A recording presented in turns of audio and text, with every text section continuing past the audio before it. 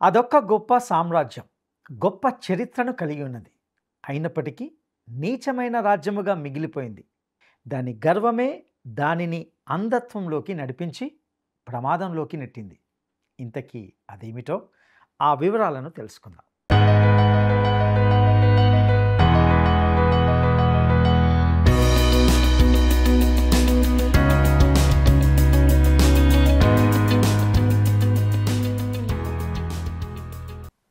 ప్రియమైన మిత్రులారా, ప్రేమధార కార్యక్రమానికి మీకు స్వాగతం.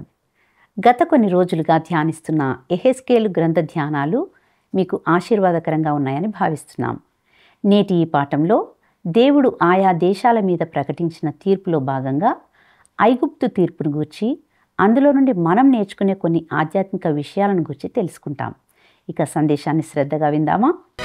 యేసుతో టీవీగాను పోదమా, అడ్డుగా వచ్చు వైరి గెల్వను, యుద్ధనాదంబుతో బోధము, యుద్ధనాదంబుతో బోధము.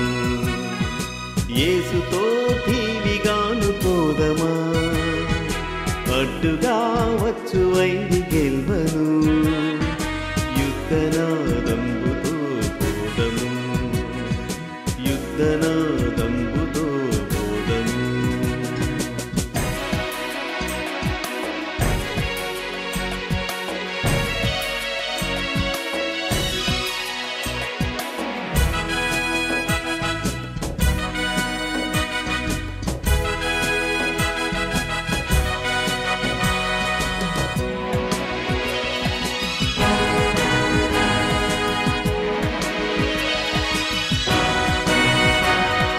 విశ్వాస కవచమును ధరించుచు, ఆ రాజు నాజ్ఞమదిని నిల్పుచు. విశ్వాస కవచమును ధరించుచు, ఆ రాజు నాజ్ఞమదిని నిల్పుచు.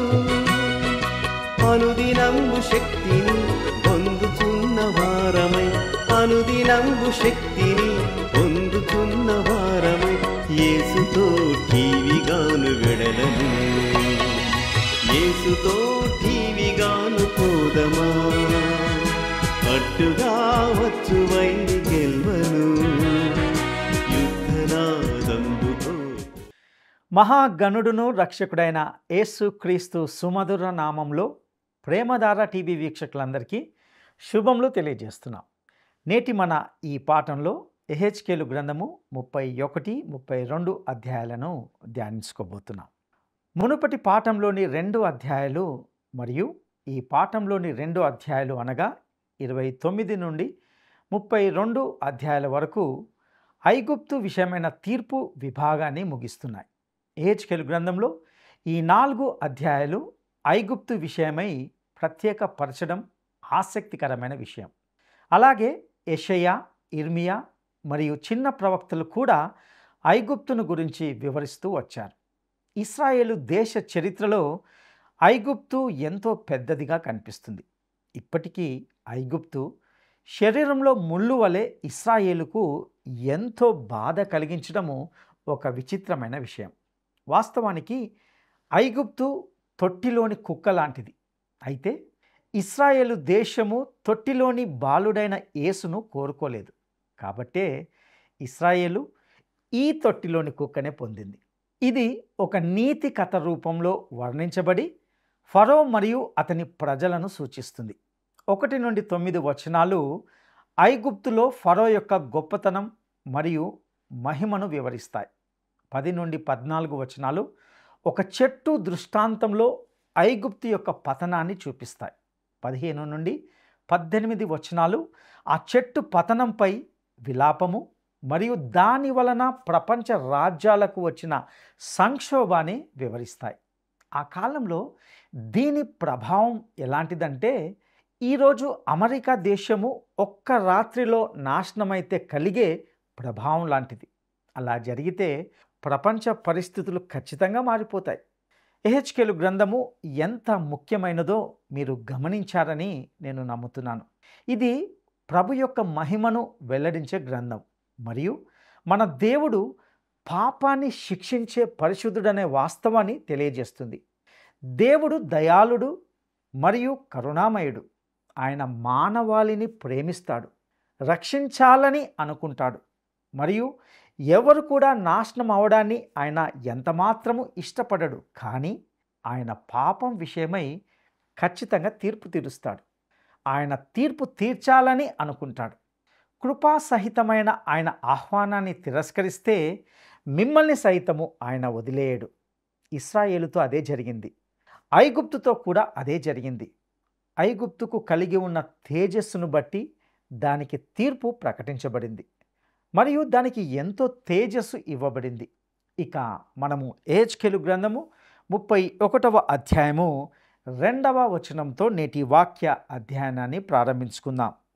నరపుత్రుడా, నీవు ఐగుప్తు రాజైన ఫరోతోను అతని సమూహముతోను ఇట్లనుము, గనుడవైన నీవు ఎవనితో సమానుడవు? ప్రియులారా, దేవుడు ఐగుప్తు గొప్పదనాన్ని గుర్తించాడు. బహుశా 2000 సంవత్సరాలకు పైగా ఈ విశాల సామ్రాజ్యము ప్రపంచాన్ని ఆధిపత్యం చేసింది. ఇది సర్వ ప్రపంచానికి ఆహార ధాన్యాల ధనాగారంగా ఉండేది. ఎందుకంటే ఇది వర్షపాతంపై ఆధారపడేది కాదు. నైలు నది వలన ప్రతి సంవత్సరము ఎక్కువ వరదలు రావడం వల్ల వారి పంటలకు నీరు పుష్కలంగా అందేది. ఇది అత్యంత శక్తివంతమైన రాజ్యం. ఇక యెహెజ్కేలు గ్రంథము 31వ అధ్యాయము 3వ వచనాన్ని గమనిద్దాం. అష్షూరీయులు లెబానోను దేవదారు వృక్షమైనట్టు ఉండిరి. దాని కొమ్మలు శృంగారములు, దాని గుబురు విశాలము, దాని కొన బహు ఎత్తైనందున మేఘములకు అంటెను. ప్రియులారా, ఇక్కడ దేవుడు అంటున్నాడు, నేను ఉత్తరాన ఉన్న ఆ గొప్ప రాజ్యమైన అష్షూరును ఒక గొప్ప దేవదారు చెట్టుతో పోల్చాను. వాస్తవానికి అడవిలో ఒక చెట్టు మాత్రమే ఉండదు. ఎందుకంటే ఒక్క చెట్టుతో అడవి ఏర్పడదు. అష్షూరు ఇతర చెట్ల కంటే ఎంతో ఎత్తుగా నిలిచి ఆధిపత్యం చెలాయించింది. కానీ దేవుడు అష్షూరును పడగొట్టాడు. ఈ సందేశము ఫరో మరియు అతని ప్రజలకు అర్థమై ఉండాలి. ఫరో కూడా ఒక గొప్ప చెట్టు. అతడు ప్రతి దానిపై ఆధిపత్యం చెలాయించాడు. ఐగుప్తు ప్రజలు గొప్పవారు, కానీ ఇప్పుడు తగ్గించబడతారు. మనము 29వ అధ్యాయంలో చూసినట్లు ఐగుప్తు ఒక నీచమైన రాజ్యంగా మారబోతుంది. అది ఇప్పటికీ 2000 సంవత్సరాలకు పైగా అది ఒక నీచమైన రాజ్యంగానే ఉంది. అది ఇక ముందు ఎప్పుడు కూడా ప్రపంచ సామ్రాజ్యంగా మారదు. ఇక యెహెజ్కేలు గ్రంథము 31వ అధ్యాయము 10వ వచనాన్ని గమనిద్దాం. కావున ప్రభువైన యెహోవా ఈ మాట సెలవిచ్చుచున్నాడు, నీ ఎత్తును బట్టి నీవు అతిశయపడితివి. తన కొన మేఘముల కంటజేసి తన ఎత్తును బట్టి అతడు గర్వించెను. కావున ప్రభువైన యెహోవా ఈ మాట సెలవిచ్చుచున్నాడు అనే పదము ఈ అధ్యాయంలోని విభాగాలను సూచిస్తుంది. ఈ విభాగంలో ఫరో యొక్క గర్వంతో హెచ్చించుకొనినట్లుగా మనం చూస్తాం. గర్వము మానవ హృదయంలో ఉంటుంది మరియు అతని గొప్పతనం అతన్ని అందుని చేసి ప్రమాదంలోకి నెట్టింది. ఇక యెహెజ్కేలు గ్రంథము 31వ అధ్యాయము 11వ వచనాన్ని గమనిద్దాం. కాబట్టి అతని దుష్టత్వమును బట్టి అతన్ని తరిమివేసి జనములలో బలము గల జనమునకు నేను అతనిని అప్పగించెదను. ఆ జనము అతనికి తగిన పని చేయును.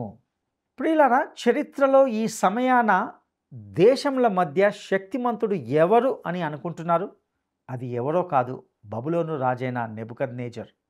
యెహెజ్కేలు సాతాను గురించి మాట్లాడుతున్నాడని నేను అనుకోవడం లేదు. ఎందుకంటే సాతాను ఐగుప్తును చాలా సంవత్సరాలుగా పట్టుకున్నాడు. కాబట్టి ఇది కొత్తది కాదు. ఈ బలము గల జనము లేదా శక్తిమంతుడు నెబుకద్నెజరు అనే వాస్తవాన్ని నిర్ధారించుకోవాలంటే దానియేలు గ్రంథాన్ని మీరు చదవాలి. దానియేలు రాజైన నెబుకద్నెజర్తో నీవు బంగారపు తల అని చెప్పాడు. ఈ మనిషి గొప్పతనాన్ని ఎవరు అధిగమించలేదు. ఇక ఇందులో నేను అతనిని అప్పగించేదను అనే మాటను కూడా చూస్తాం. అనగా దేవుడు ఐగుప్తు ఫరో గురించి మాట్లాడుతున్నాడు. దేవుడు అతనితో వ్యవహరించబోతున్నాడు. అతని దుష్టత్వం కారణంగా అతన్ని వెళ్ళగొట్టబోతున్నాడు. ఇక యెహెజ్కేలు గ్రంథము 31వ అధ్యాయము 12వ వచనాన్ని గమనిద్దాం.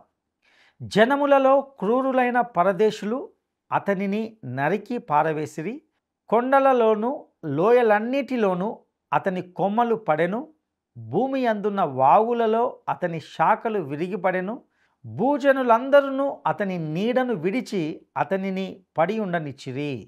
ప్రియులారా, ఐగుప్తు పట్టబడబోతుంది. అది ప్రపంచాన్ని నివ్వరపోయేలా చేస్తుంది. ఇక తదుపరి భాగంలో ఫరో యొక్క పతనాన్ని గూర్చిన విలాపాన్ని గమనిస్తాం. దేవుని వాక్యంలో ఇది ఒక అత్యంత విశేషమైన భాగం. మీరు వాక్యాన్ని అధ్యయనం చేసేవారైతే ఇక్కడ ఎక్కువ సమయము గడపమని నేను సిఫార్సు చేస్తున్నాను.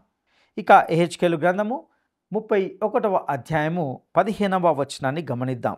ప్రభువైన యెహోవా సెలవిచ్చినదేమనగా, అతడు పాతాళములోనికి పోయిన దినమున నేను అంగలార్పు కలగజేసి తిని, అగాధ జలములు అతనికి అప్పజేసి తిని, అనేక జలములను ఆపి అతనిని బట్టి నేను వాటి ప్రవాహములను బంధించి తిని, అతని కొరకు నేను లెబానోను పర్వతమును గాఢాంధకారము కమ్మజేసి తిని, ఫలవృక్షములన్నీ అతని గూర్చి వ్యాకులపడెను, పాతాళములోనికి నేను అతనిని దింపగా గోతిలోనికి పోవువారి యొద్దకు అతన్ని పడవేయగా. ప్రియులారా, ఈ వచనంలోని పాతాళము అనే పదము హీబ్రూ భాషలో షియోల్ అని అంటారు. ఇది ఓడిపోయి చంపబడబోయే ఫరో గురించి మాట్లాడుతుంది. షియోల్ అంటే కేవలము శారీరకంగా ఖననం చేసే సమాధి మాత్రమే కాదు.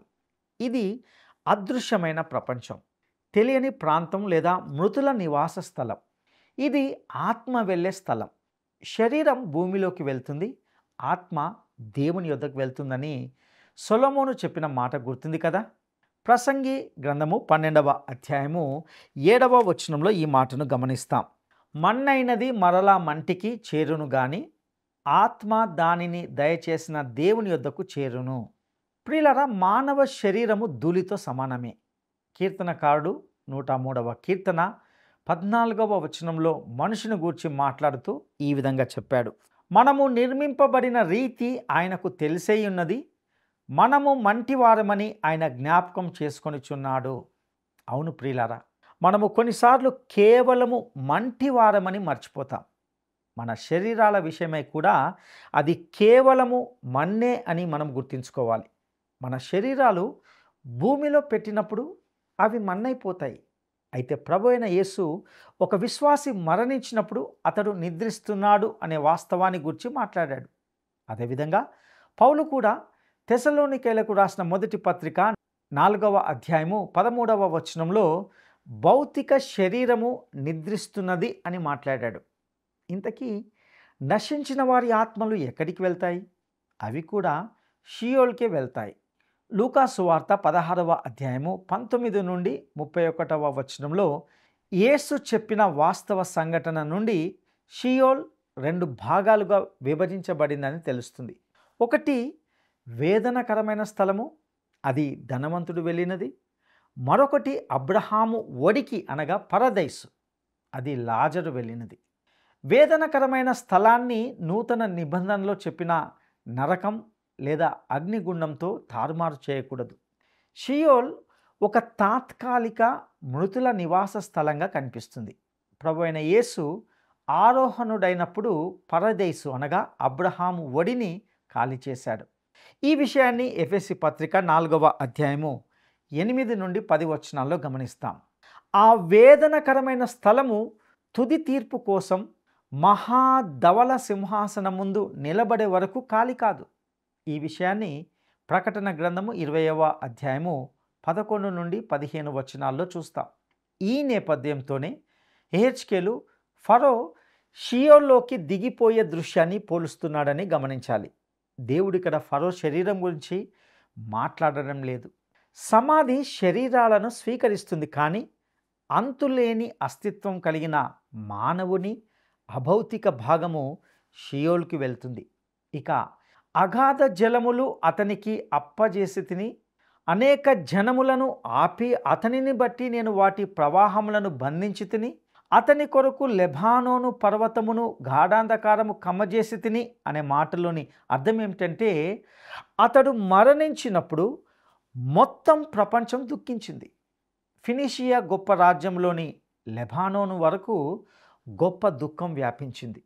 ఐగుప్తు పతనమైనప్పుడు ప్రపంచ రాజ్యాలు దుఃఖించాయి. ఎందుకంటే అన్ని దేశాలు దానిపై ఆధారపడి ఉండేవి. వారి ఆర్థిక వ్యవస్థ దానిపై నిలిచి ఉండేది. దాని మిత్ర రాజ్యాలు దాని వలన రక్షించబడుతూ ఉండేవి. ఇది ఎంత గొప్ప చిత్రణ కదా. ఇక యెహెజ్కేలు గ్రంథము 31వ అధ్యాయము 16వ వచనాన్ని గమనిద్దాం. అతని పాటు ధ్వని చేత జనములను వణకజేసి తిని, నీరు పీల్చు లెబానోను శ్రేష్ఠ వృక్షములన్నీయు ఏదేను వృక్షములన్నీయు పాతాళములో తమ్మును తాము ఓదార్చుకొనిరి. ప్రియులారా, పాతాళములోనికి అనగా షియోల్లోనికి నేనతని దింపగా గోతిలోనికి అనగా సమాధిలోనికి పోవు వారి యొద్దకు అతని పడవేయగా అనగా ఇప్పుడు ఫరోను సూచించే ఆ చెట్టు నరకబడింది. మరి ఫరో ఎక్కడికి వెళ్తాడు? అతడు షియోల్కు వెళ్తాడు.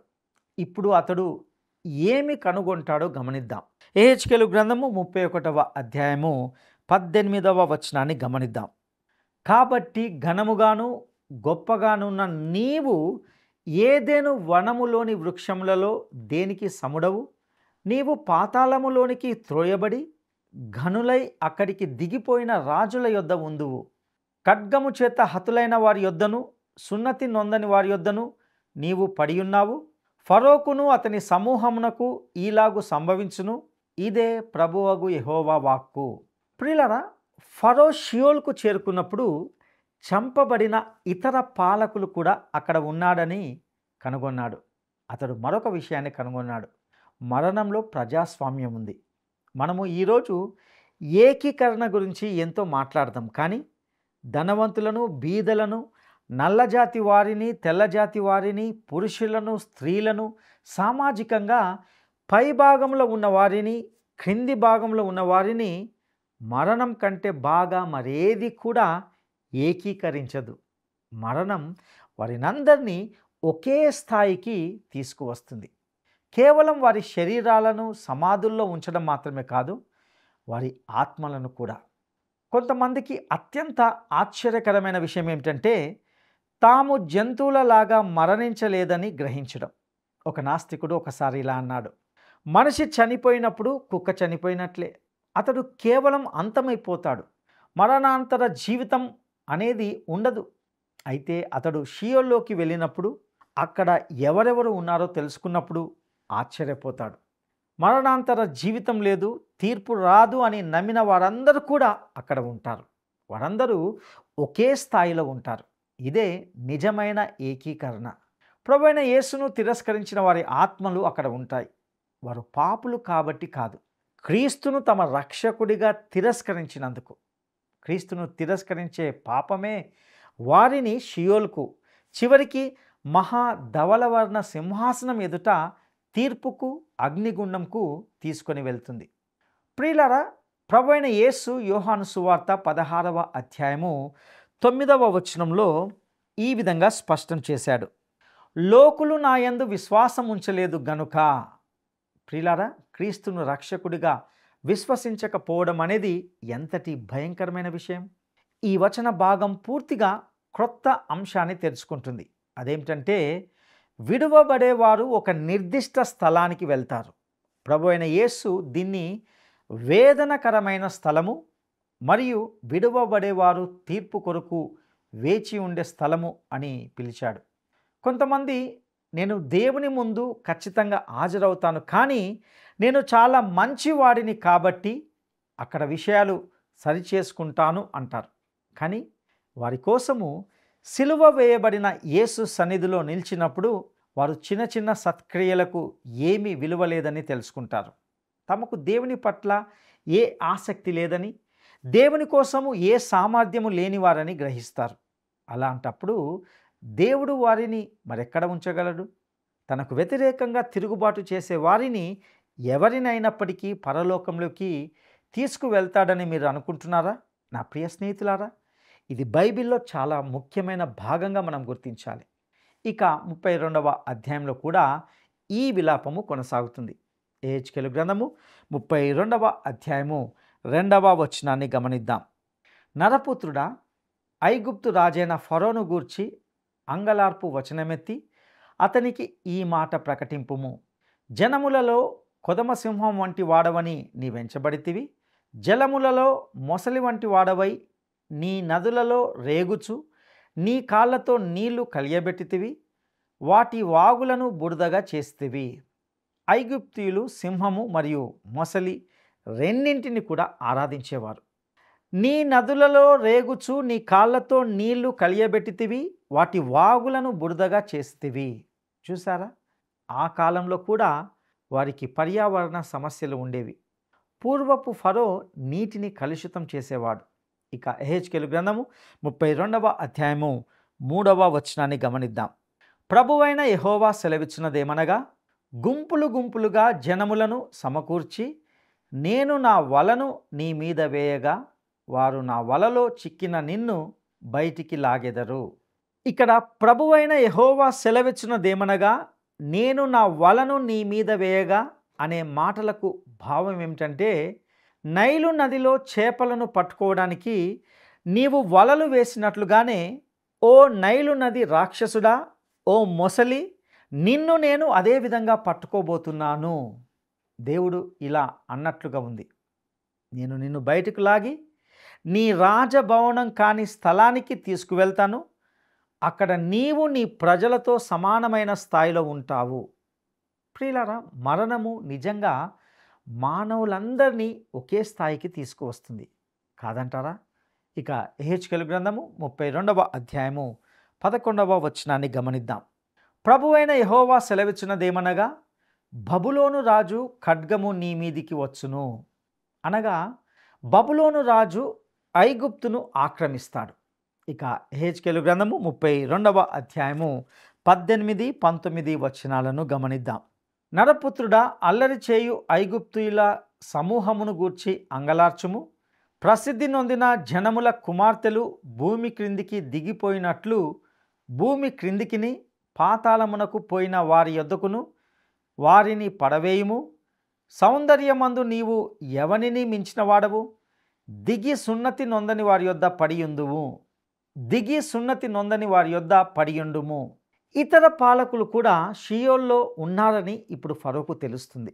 ఇక ఎహెజ్కేలు గ్రంథము 32వ అధ్యాయము 22వ వచనాన్ని గమనిద్దాం.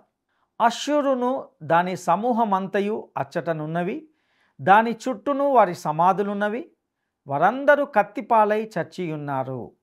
అష్షూరు అంటే అష్షూరు సామ్రాజ్యం. అతడు కూడా మరికొందరు అక్కడ ఉన్నారని కనుగొంటాడు. ఇక్కడ ఎహెజ్కేలు గ్రంథము 32వ అధ్యాయము 24వ వచనాన్ని గమనిద్దాం. అక్కడ ఏలామును దాని సమూహమును సమాధి చుట్టూనున్నవి, అందరూ కత్తిపాలై చచ్చిరి. వారు సజీవుల లోకములో భయంకరులైన వారు. వారు సున్నతి లేని వారై పాతాళములోనికి దిగిపోయిరి. గోతిలోనికి దిగిపోయిన వారితో కూడా వారు అవమానము నొందుదురు. ప్రియులారా, అక్కడ ఏలామును దాని సమూహమును సమాధి చుట్టూనున్నవి. చూడండి, శరీరాలు సమాధుల్లో ఉంచబడ్డాయి. కానీ వారు మరొక ప్రదేశానికి అనగా షియోల్కు అదృశ్యమైన లోకానికి వెళ్ళారు. మన ప్రభు అయిన యేసు దీనినే విడువబడే వారికి వేదనకరమైన స్థలము అని పిలిచాడు. రక్షించబడిన వారు పరదేశు లేదా అబ్రహాం యొక్క ఒడి అనబడే భాగంలో ఉన్నారు. ఆ తర్వాత సిలువపై ఉన్న పశ్చాత్తాపడిన దొంగతో, ఈరోజు నీవు నాతో కూడా పరదేశులో ఉంటావు అని ప్రభువు చెప్పడం ద్వారా అది పరదేశుగా పిలువబడింది. ఇంకా ఫరో షియోల్లో మరికొందరిని కనుగొన్నట్లుగా ఇక్కడ చూస్తాం. ఎహెజ్కేలు గ్రంథము 32వ అధ్యాయము 26వ వచనాన్ని గమనిద్దాం. అక్కడ మెషేకును తుబాలును దాని సమూహమును ఉన్నవి, దాని సమాధులు దాని చుట్టూనున్నవి. వారందరూ సున్నతి లేని వారు, సజీవుల లోకములో వారు భయంకరులైరి గనుక వారు కత్తిపాలైరి. ఆయుధములను చేతపట్టుకొని పాతాళములోనికి దిగిపోయిరి. మరియు ఎదోము కూడా అక్కడే ఉంది. గమనించండి, ఎహెజ్కేలు గ్రంథము 32వ అధ్యాయము 29వ వచనాన్ని మనము గమనిద్దాం. అక్కడ ఎదోమును దాని రాజులను దాని అధిపతులందరూ ఉన్నారు. వారు పరాక్రమవంతులైనను కత్తిపాలైన వారి యొద్ద ఉంచబడిరి. సున్నతి లేని వారి యొద్దను పాతాళములోనికి దిగిపోయిన వారి యొద్దను వారు పండుకొనిరి. ఇప్పుడు ఈ మాట జాగ్రత్తగా వినండి. యెహెజ్కేలు గ్రంథము 32వ అధ్యాయము 32వ వచనం. సజీవుల లోకములో అతని చేత భయము పుట్టించి తిని గనుక ఫరోయు అతని వారందరూ కత్తిపాలైన వారి యొద్ద సున్నతి లేని వారితో కూడా పండుకొందురు. ఇదే ప్రభువగు యెహోవా వాక్కు. ప్రియులారా, యెహెజ్కేలు మనకు షియోల్ అనబడే ఆ అదృశ్య లోకం గురించి కేవలము ఒక సంగ్రహ దర్శనమే ఇస్తున్నాడు. మనము ఈ స్థలాన్ని గురించి కేవలము నిలకడలేని చిత్రాన్ని మాత్రమే చూస్తున్నామని గుర్తుంచుకోవాలి. పనిముట్లు ఉంచడానికి మాత్రమే సరిపోయే ప్రదేశంలో పెద్ద భవనాన్ని నిర్మించడానికి ప్రయత్నించవద్దు. మరో మాటలో చెప్పాలంటే మీరు దీనిపై ఒక సిద్ధాంతాన్ని నిర్మించలేరు. ఎందుకంటే ఈ అదృశ్య లోకము గురించి కేవలము చిన్న దృష్టి మాత్రమే అందుబాటులో ఉంది. ఇంతవరకు మాత్రమే మనము చూడాలని దేవుడు ఉద్దేశించాడు. ప్రియ సహోదరుడా, సహోదరి, నేటి ఈ సందేశం ద్వారా దేవుడు అనేక సత్యాలను మీకు నేర్పించి ఉన్నాడని తలుస్తున్నా. ఈ సత్యాలను మీ ఆధ్యాత్మిక జీవితాలకు అన్వయించుకోవడానికి ప్రభువు మీకు సహాయం చేయనుగాక. దైవాశీస్సులు. ప్రార్థన చేసుకుందాం. మహాపరిశుద్ధుడా, నమ్మదైన దేవా, మీ దయగల పాదాలకు వందనాలు, స్తుతులు చెల్లిస్తుంటున్నాం. అవును ప్రభువా, మేము ఈ లోకంలో బ్రతికినంత కాలమే ప్రభా మా ఇష్టానుసారంగా జీవించగలము. ఒకరోజు ప్రభువా మిమ్మల్ని మేము ఎదుర్కోవాలి. షియోల్ అనబడే ఆ స్థలానికి వెళ్ళాలి. ఆ వేదనకరమైన స్థలంలో వెళ్ళకుండా పరదైసుకు వెళ్ళాలని మీరు ఈ లోకానికి వచ్చి ఉంటున్నారు. ఇటు రక్షణ మార్గానికే నీకు వందనాలు చెల్లిస్తుంటున్నాం. ప్రభువా, యెహెజ్కేలు గ్రంథ ధ్యానాల ద్వారా మీరు క్రమంగా మీరు మాతో వ్యక్తిగతంగా మాట్లాడుతున్న విధానానికే నీకు వందనాలు చెల్లిస్తుంటున్నాం. నిన్ను అంగీకరించి ఆ వేదనకరమైన స్థలానికి వెళ్ళకుండా నీ కుమారుడైన యేసు క్రీస్తు ద్వారా మేము అక్కడికి వెళ్ళడానికి నీ కృప దయచేయవలసిందిగా ప్రార్థిస్తుంటున్నాం. ప్రభువా, మాలో ఇంకా ఎంతమంది అయితే రక్షణ లేక ఉన్నారో వారితో మీరు మాట్లాడండి. శారీరక బలహీనతతో కొట్టుమిట్టాడుతున్న వ్యక్తులను జ్ఞాపకం చేసుకోండి. వారిని ముట్టండి. నీ నెమ్మది దయచేయవలసిందిగా ప్రార్థిస్తూ నీకే సమస్త ఘనత, మహిమ, ప్రభావంలో ఆరోపిస్తూ మా రక్షకుడును నమ్మదగిన యేసయ్య అత్యున్నతమైన నామములో అడిగి స్తుతించి వేడుకుంటున్నాము తండ్రి. ఆమేన్.